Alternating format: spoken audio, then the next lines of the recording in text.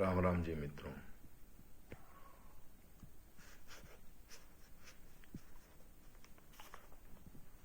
अब हम भगवद गीता अध्याय 17 के श्लोक 12 और 13 में प्रवेश कर रहे हैं।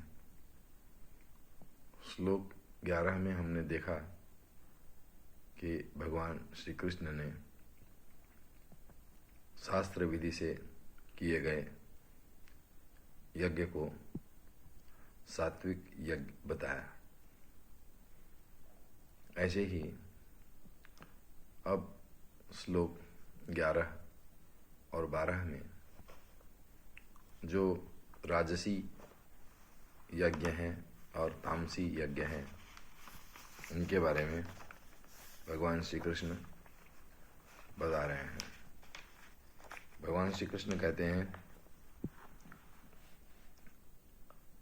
अभिसंधाय तु फलम दंभार्थम अपि च एव यत् युज्यते भरतश्रेष्ठ तम यज्ञम विद्धि राजसय।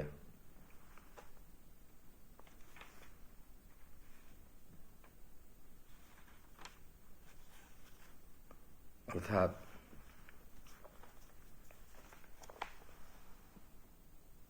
हे अर्जुन, केवल दंभाचरण के ही लिए अथवा फल को भी दृष्टि में रखकर जो यज्ञ किया जाता है उस यज्ञ को तू राजस जान।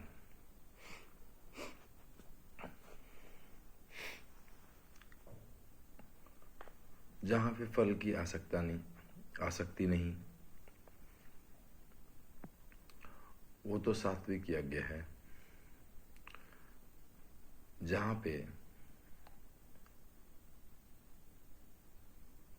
फल की इच्छा है और सिर्फ अहंकारवश यज्ञ किया जा रहा वो राजसी है। तामसी यज्ञ के बारे में भगवान श्री कृष्ण श्लोक 13 में कह रहे हैं,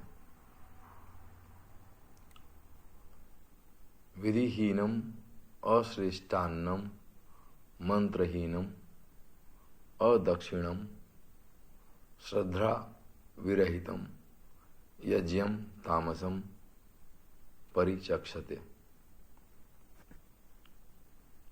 अर्थात शास्त्र विधि से हीन, अन्नदान से रहित, बिना मंत्रों के, बिना दक्षिणा के और बिना श्रद्धा के किए जाने वाले यज्ञ को तामस यज्ञ कहते हैं।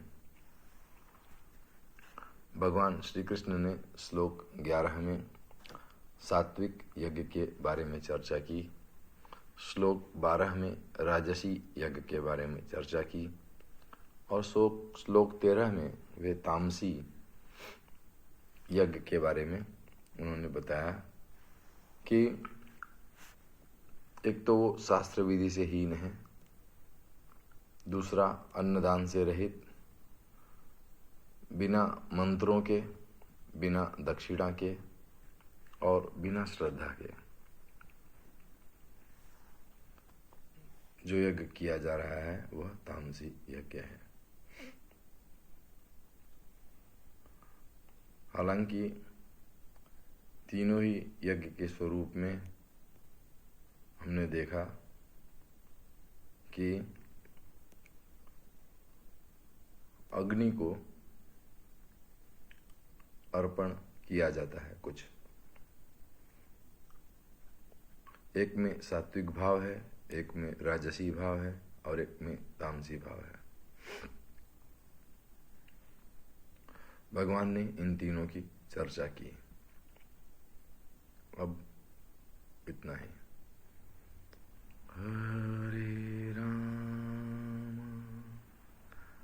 हरे कृष्ण